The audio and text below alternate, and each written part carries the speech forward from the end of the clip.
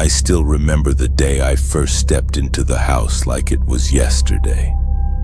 It was late summer in Ohio, and I had just bought my first real home. I was 28, freshly out of a tight apartment lease, and full of the kind of naive optimism that comes with owning your own place. The house wasn't anything fancy. A small 2-story on the edge of a quiet neighborhood, a little dated with peeling paint on the shutters, but it had character. To me, it felt like a blank canvas. The perfect start. The first few days were the usual chaos, unpacking boxes, figuring out where furniture should go, and running errands to get supplies. Everything seemed normal. The neighbors were friendly, waving as they pulled into their driveways, kids playing in the yards. It was quiet, almost too quiet, but that's what I wanted. Peace. A place to call my own. It started the first night I slept there. I had spent all day moving boxes and arranging things, and I was exhausted.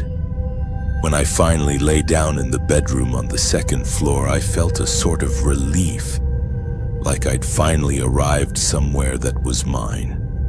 But as I drifted off, I heard a sound. It wasn't loud, but it was deliberate. A rhythmic tapping, like someone lightly knocking on the walls. At first, I thought it was just the house settling. Old houses do that, I told myself.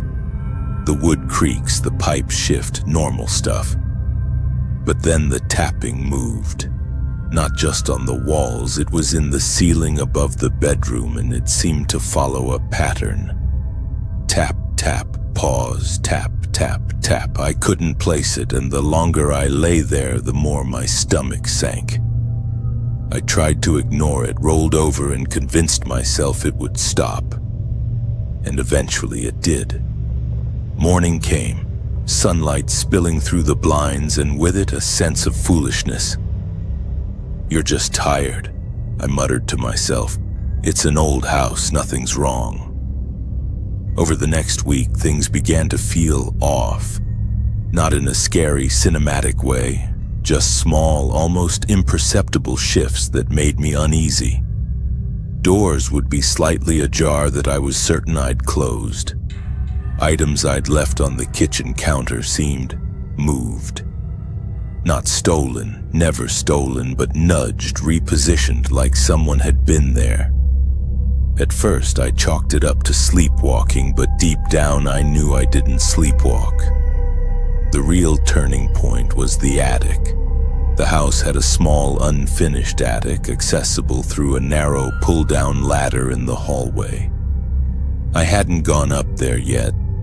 No reason, I figured it was just storage space. But one evening I noticed the ladder had been pulled down just a little. Not fully, not enough to climb up, just loose. I froze. I hadn't touched the ladder. Nobody else had a key. I convinced myself it was nothing. Old houses are weird. Things move. Gravity works differently up there, whatever. But I couldn't shake the nagging thought. That weekend I had friends over to help with unpacking and moving the last few boxes. We were in the living room joking and laughing when one of them mentioned something odd. "Hey, did you guys see that scratch on the wall near the hallway?" I followed his gaze. There it was. A long, thin mark, almost like someone had scraped a nail along the plaster. It wasn't deep, but it was fresh. I had never noticed it before, and I was positive I hadn't done it.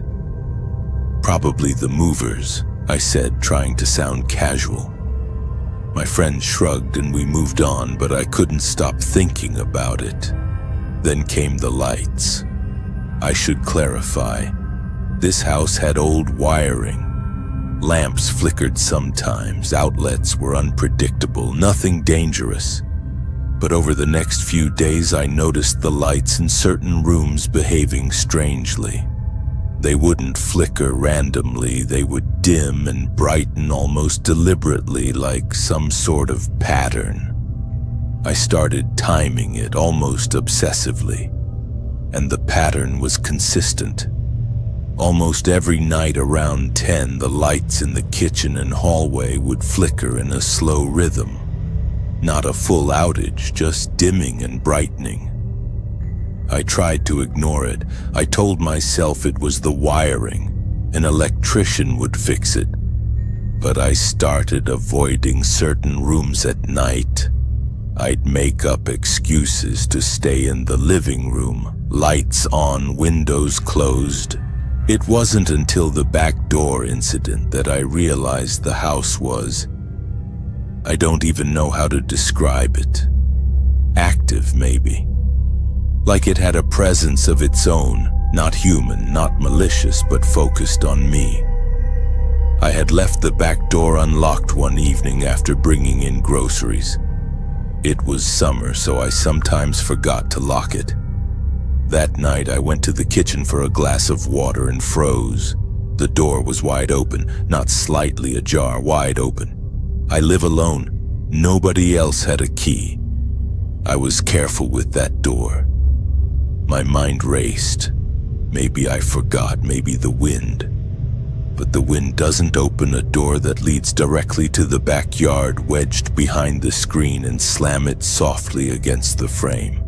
I started locking every door, every window, even when I was home. But no matter how careful I was, I would find things out of place. Not stolen, not broken, just wrong. The kitchen table set differently than I remembered, my keys on the floor instead of the counter. The bedroom lamp rotated slightly to face me differently. I stopped having friends over. It felt ridiculous to explain. Yeah, my house is acting weird. People don't say that, they just nod, awkward, and move on. One night I woke up to the sound of dripping water. Not a leak. I'm careful with plumbing. I checked the kitchen, the bathroom, the basement. Nothing. But the sound was relentless, echoing down the hall. I followed it, and it led me to the laundry room. The faucet was off, the sink empty. The sound was coming from the drain. I leaned down, peering into the darkness, and that's when I noticed something chilling.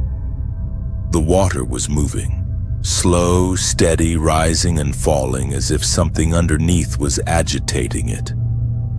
I froze. There was nothing visible, nothing human, but I could feel it, whatever it was, watching me from inside the house, behind the walls, under the floors, somewhere. After that, I couldn't sleep. I slept in the living room with the lights on every night, just listening for anything out of place. It got worse. Small things started disappearing, not valuable things, just items I used every day. A mug, a book, a set of keys. I would find them eventually, always in odd places, not in drawers or closets, just somewhere I hadn't put them. My anxiety grew. Every creak of the house, every whisper of air through the vents felt like a message. Like the house was alive and it didn't like me. I tried to rationalize it. Cameras. I set up a few small security cameras inside. Nothing. Every recording showed me moving around, putting things down, walking from room to room. No one else. No intruder. Yet the phenomena continued. The breaking point came one Sunday. I had spent the afternoon cleaning, trying to make sense of the madness. I went to the garage to grab some cleaning supplies and noticed the walls had scratches. Thin, long scratches everywhere. I never touched the walls. I never even went near some of them. And then I realized the scratches weren't random. They formed a pattern. Lines, angles, almost like a crude map. My stomach turned. I couldn't stay there anymore. Not that night. I grabbed a bag, a few essentials, and drove to a motel. I didn't sleep well, but I managed a few hours. The next day, I called a home inspector. I wanted to know if there was anything structurally wrong, anything that could explain the patterns, the noises, the movement. The inspector spent hours, went through every room, the attic, the basement, the walls. He found nothing. No pests, no water damage, no structural anomalies, just a perfectly normal house. I moved out within the week. I couldn't take it. My belongings were packed in boxes. The house sold quickly to someone else. I drove away, and even now, years later, I think about it. I wonder if it's the kind of thing I imagined, stressed and sleep-deprived, or if the house had its own will. I don't know. What I do know is that even now, when I drive through neighborhoods with older homes, I feel a shiver. That house taught me something terrifying. Sometimes the danger isn't outside, isn't a person or a stranger, it's inside. It's the place you call home, and it can turn on you without warning, without reason, leaving you questioning your own mind. I don't tell many people this story. They think I'm exaggerating. But I promise you, every little sound, every movement, every detail I'm telling you is real. I lived it, and somewhere in Ohio that house still stands, empty, quiet, waiting. Because the scariest part isn't what it does when you're there, it's what it does when you leave.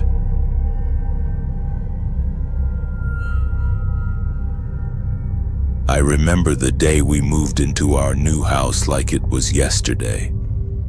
It wasn't anything fancy, just a 2-story in a quiet suburban neighborhood, but it was ours. My wife, Emily, and I had been looking for months, and when we found this one, it felt perfect. The lawn was a little overgrown, the paint slightly faded, but it had space, privacy, and that odd, comforting silence you don't really get in apartments. The first night we were exhausted from moving boxes and furniture. We had eaten sandwiches on the floor of the living room, surrounded by half-empty boxes. When we finally got to bed, I remember feeling a strange mix of excitement and relief. A new chapter, a fresh start. I woke up sometime in the middle of the night to a sound I couldn't quite place. Not loud, but persistent. A sort of soft scraping from the basement. I froze, heart racing, trying to convince myself it was just the house settling. Old houses do that, right? I told myself it was nothing. But the sound continued, irregular, like something heavy being dragged across the concrete floor. I didn't want to wake Emily, so I slipped out of bed and tiptoed to the top of the basement stairs. It was pitch black down there. I listened, straining, but whatever it was, it stopped the second I got close. I shook my head, laughed quietly at myself, and went back to bed. The next morning, I didn't mention it. Maybe I was overreacting. The house felt normal in daylight, the kind of normal that fools you into thinking the night before was just imagination. We spent the day unpacking, arranging furniture, and settling in. But that night, the scraping came again. Only this time, it wasn't just from the basement, it moved. There was a rhythm to it now, faint but deliberate. It would start low, like dragging something across the basement floor, then higher, like something being shifted upstairs. I felt my stomach tighten every time I heard it. I decided to investigate properly the next morning. The basement was empty. There was nothing there, no boxes, no furniture that could make the noise. The floor was clean, the walls bare. Nothing. I checked the garage, the attic, the closets. Everything was in its place. But even then, I couldn't shake the feeling that someone or something had been there. We tried to ignore it. Emily said it was stress, maybe anxiety from moving. I wanted to believe her, I really did. But the sounds kept coming, always at night, always when the house was silent. And then I started noticing other things, little things I can't explain. The first was the garage door.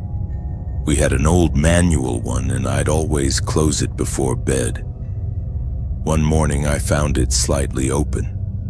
Not wide open, just ajar enough that the cold morning air slipped in. I knew I'd closed it the night before. Emily said maybe I forgot, but I never forget. Then came the footprints. I know it sounds crazy, but they were there. Not muddy or obvious, just faint impressions on the carpet. They led from the basement to the kitchen. I called Emily over and she saw them too. They weren't mine, not hers, not from the movers. We tried reasoning through it. Maybe an animal had gotten in. But nothing was missing, nothing chewed, nothing out of place.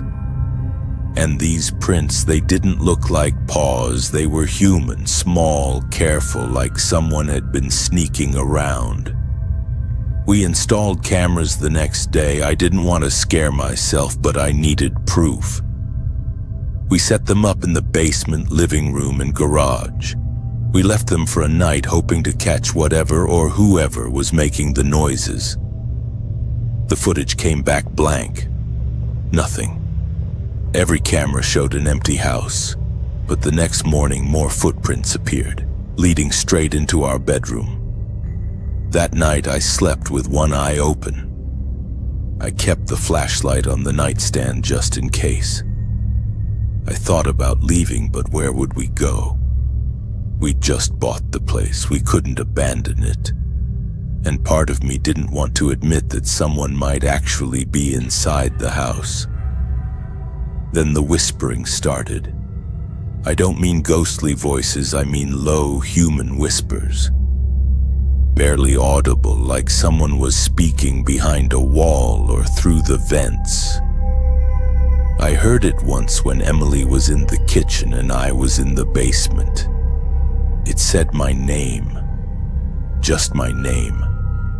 Over and over, soft, slow, deliberate. I couldn't tell Emily at first. I didn't want her to panic. But one night she heard it too. She froze in the kitchen, staring at the ceiling, her face pale. She admitted she thought she was going crazy. I told her I felt the same way, but deep down I knew we weren't imagining it. We hired a professional to check the house. We told him about the sounds, the footprints, everything. He went through every inch of the place. Wiring, plumbing, walls. He even cut open a section of the basement wall to make sure there was no one hiding inside. Nothing. Not a single clue. He said the house was clean, completely normal. But the whispers continued, and the scraping, and sometimes the feeling that we weren't alone, like there was a presence just out of sight, not watching, not following. Just there. One night, I was alone in the living room. Emily had fallen asleep in our bedroom. I was scrolling through my phone when I heard the scraping again. This time it wasn't coming from the basement or upstairs, it was right behind the couch. I froze.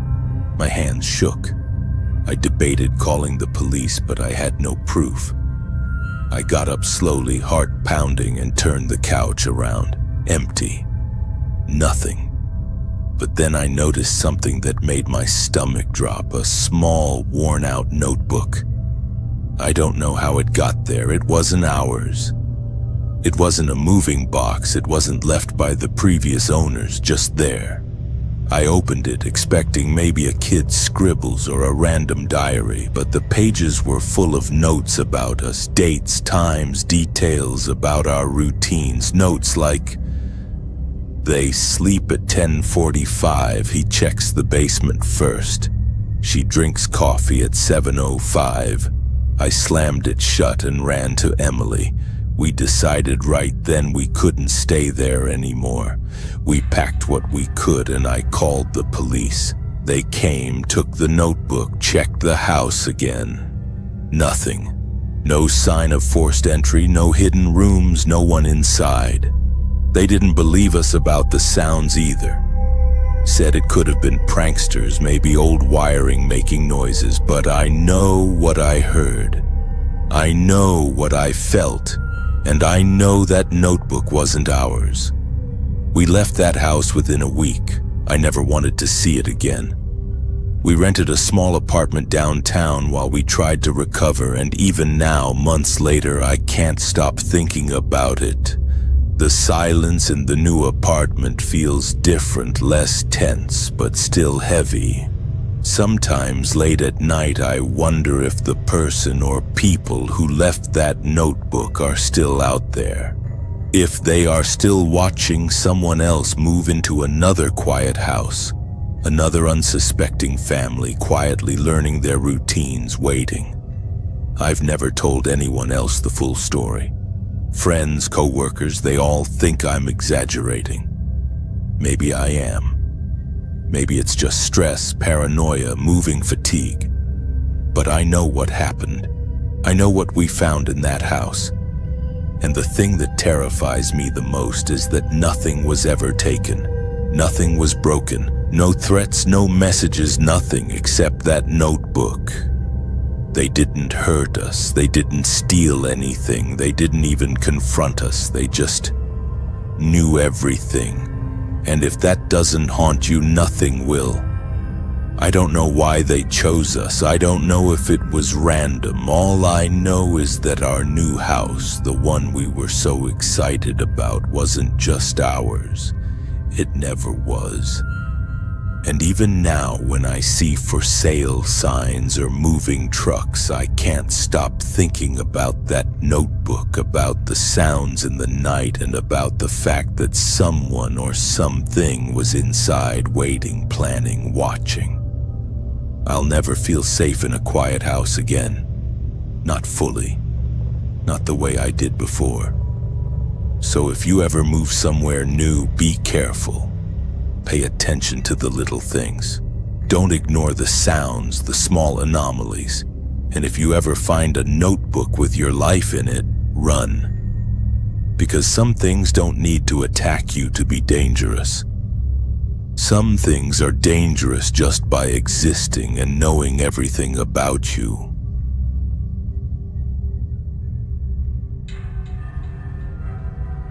I knew something was wrong with the new house before I ever slept in it. The first night I unlocked the front door, everything felt too quiet. Not peaceful quiet. More like the kind of quiet you notice when you step into a building that's been empty for too long, even though the listing said the previous owner moved out just 6 weeks earlier. The air smelled stale, like old cardboard and dust, but underneath that was something sharper, almost metallic. I remember standing in the entryway with my boxes stacked behind me, keys still in my hand, thinking, this is it. My first real house. I'd saved for years. It wasn't big, just a single-story place in a quiet neighborhood in Ohio. Built sometime in the late 70s. Beige siding, narrow windows, a backyard that backed up to a line of trees. Nothing fancy, but affordable, and that mattered. The inspection came back clean. No mold, no structural issues, no signs of pests. The realtor even joked that it was boringly normal. At the time, that sounded perfect. The first few days were uneventful. I slept on a mattress on the floor, ate takeout, and unpacked slowly after work. But small things started to bother me. Not scary things, just wrong things. The temperature in the house never felt consistent. The living room was always colder than the rest of the house, even with the heat running. I chalked it up to poor insulation. Then there were the smells. Every now and then, usually late at night, I'd catch that same metallic scent again. It would drift through the hallway and then fade before I could figure out where it was coming from. I searched the house more than once.